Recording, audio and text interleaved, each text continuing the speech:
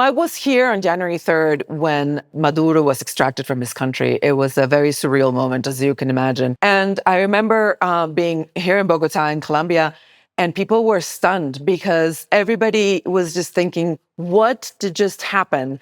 And is Colombia next? Trump had been asked a couple of times by different journalists, is Petro, the Colombian president, next? And he was calling him a thug, a drug trafficker. He better watch his behind. He's no friend of the United States. He's very bad guy. And he's got to watch his ass. There's absolutely no proof that Petro was a drug trafficker whatsoever. And he kept sort of saying that there could be strikes on land in Colombia. Trump had all of this to say about Petro. What was Petro saying in return? The whole fight started when Trump started deporting migrants. A lot of them were Colombians, and the ones he was sending to Colombia were shackled in the plane. And Petro thought that was undignified, and he was very vocal about it. Petro goes to the United Nations General Assembly in September, and he has a very strong vision of the war on drugs, criticizing Trump's approach. Then he joins some anti-Israeli protests in the street, takes a megaphone, and starts saying that American soldiers should defect, which is a clear act of provocation. Desobedezcan la orden de Trump.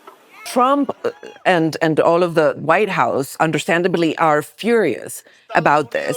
The United States says it's revoking Colombian President Gustavo Petro's visa after he joined a pro-Palestinian rally in New York on Friday. So, Mon, all eyes are going to be on DC in this big meeting between Trump and Petro.